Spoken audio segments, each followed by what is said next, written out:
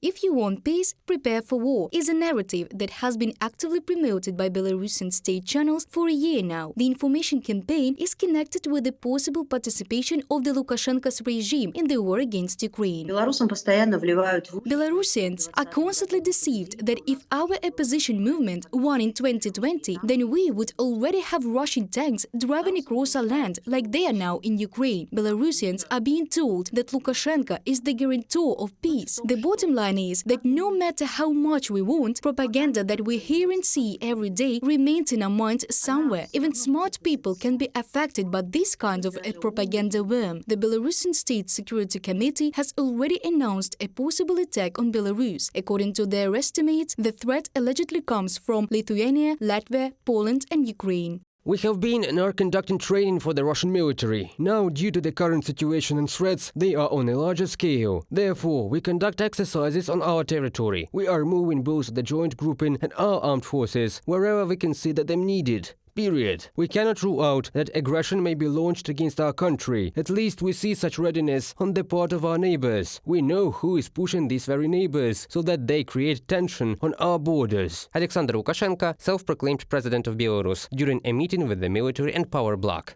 Last year, Lukashenko repeatedly met with the Kremlin dictator. According to experts, a principal agreement has been reached today on Lukashenko's complicity in the war against Ukraine.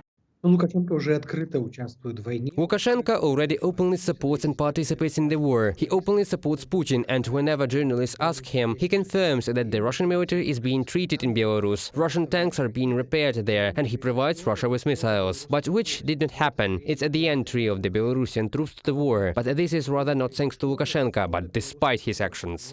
Lukashenko is unable to resist Putin. Tomorrow he may need more from him, and Lukashenko will do it, experts say. Those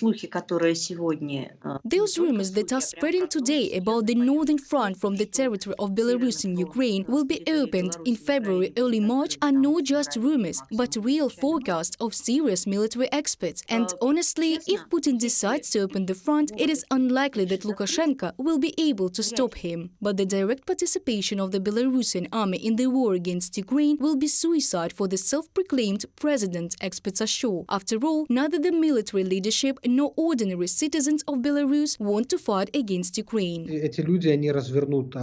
These people will rather deploy weapons against Lukashenko, or another wave of protest will begin. Perhaps there will be a split in the elites, a split in Lukashenko's inner circle, and he understands this. Therefore, he will evade direct participation in every possible way. Moreover, the majority of Belarusians do not support the war. However, there is a part of Lukashenko's supporters, and as a rule, they are also Russia's supporters in this war. That is Lukashenko's nuclear electorate. But there are not many of them. These are residents of small towns, villages. These are people who watch state propaganda. But thank God they are few. The citizens of Belarus mostly oppose military aggression. The instructions on how to surrender or desert in case of conscription are actively spread in social networks. I hope this doesn't happen. Long live Ukraine. If Lukashenko himself needs this war, let him take his generals, the OMON, right police, which defended his regime in 2020, and the police, and go to war. But we, ordinary people, Belarusians, do not need this war. We are against the fact that our country is being drawn into this fratricidal war that Putin unleashed against the Ukrainian people in order to take their own territories from them by force. As soon as Lukashenko issues weapons to conscripts and mobilized men, the era of Lukashenko will end. The Belarusian security forces, on whose support the regime of Lukashenko relies, do not want to fight with Ukraine either, and the self-proclaimed president cannot ignore this, because the entry of Belarus into the war can lead to unpredictable consequences for the internal stability of the country, experts are sure. Reported by Dana Kolesnik, Yulia Granovska, UATV News.